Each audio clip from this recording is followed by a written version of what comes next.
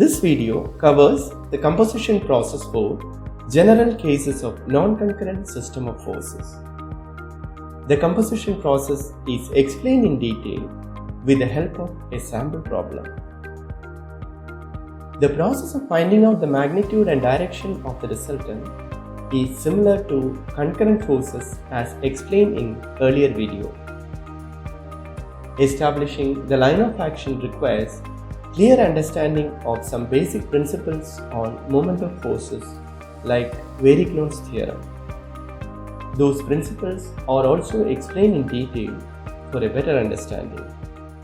So keep watching. Consider a being subjected to a set of coplanar forces. Shown is an example of coplanar non-concurrent force system. Let us use this example to understand the composition process.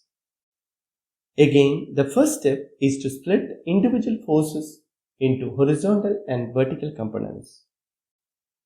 Force F1 is in the vertical direction and make an angle of 90 degrees with the horizontal. So, the horizontal component F1 cos 90 will be 0.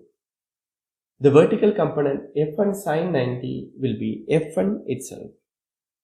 Similar to F1, resolving F2 is no horizontal component and F2 as the vertical component.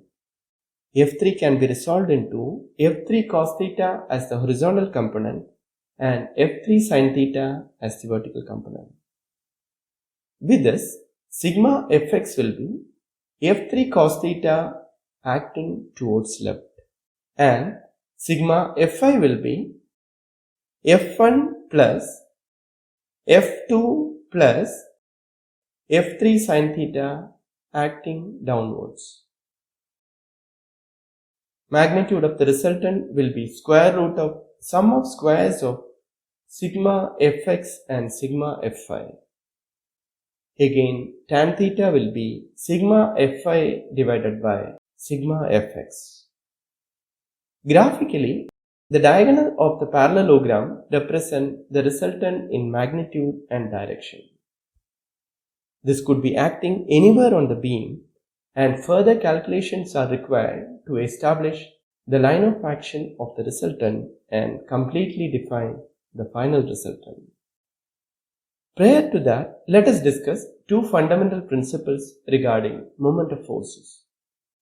Number 1. Moment of a force about any point lying on the line of action of the force is 0. Let us discuss more about it for a better understanding. Consider a rigid body.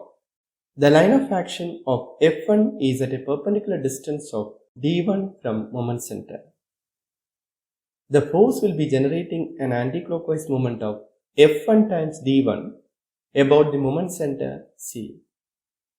Similarly, F2 will be generating a clockwise moment of F2 times d2.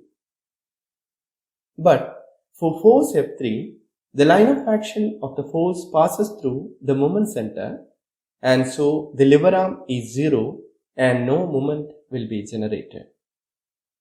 Same is the case with F4 as well.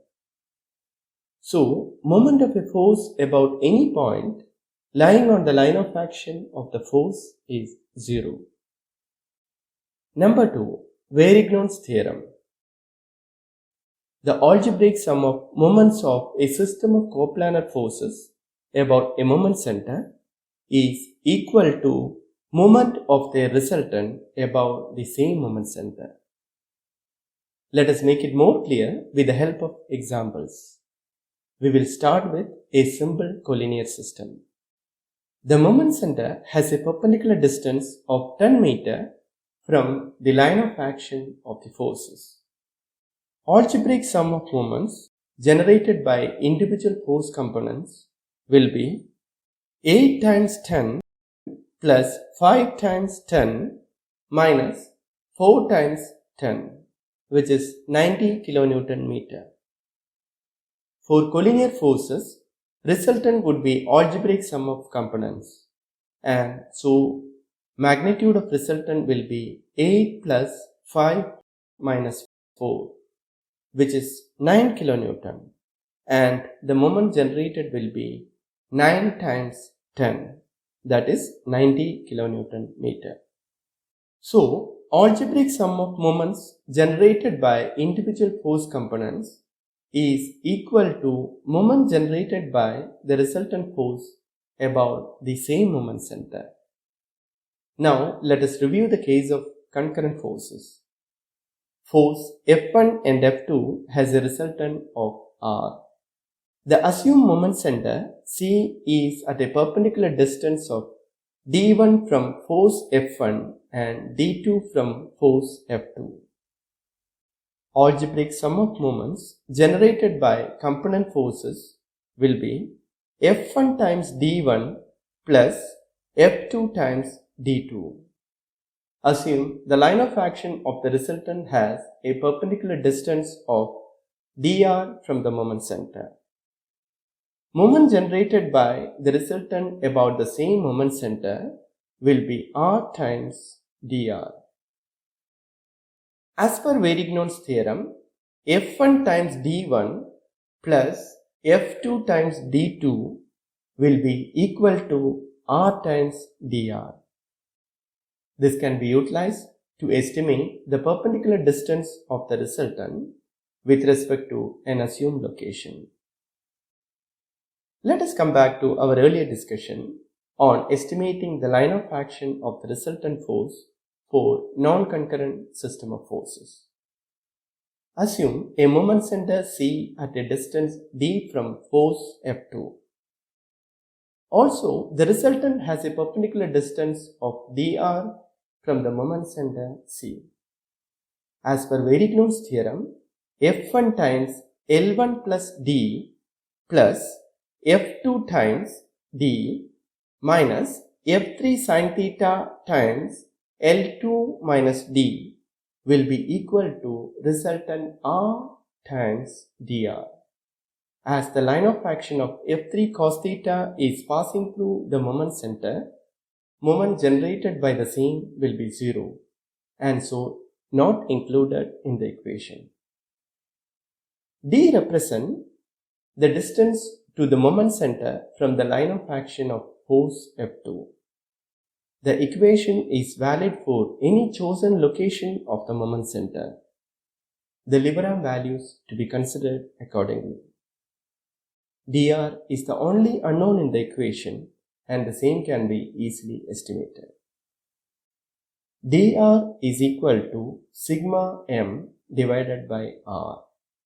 dr represents the perpendicular distance of the line of action of the resultant force and completely define the resultant force. Now, assume a moment center on the line of action of the resultant r. The equation can be rewritten as F1 times L1 plus D1 plus F2 times D1 minus F3 sin theta times L2 minus D1 will be equal to R times 0. Again, the line of action of F3 cos theta is passing through the moment center and so excluded. D1 is the distance to the point of application of R from the force F2. Being the only unknown in the equation, D1 can easily be calculated.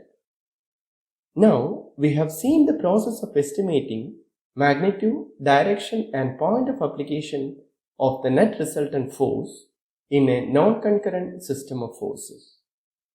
This will result in motion of the body along the line of action of the resultant force unless it is adequately supported to generate reaction forces capable of maintaining equilibrium. More on support reactions and different types of support conditions are covered in the next video.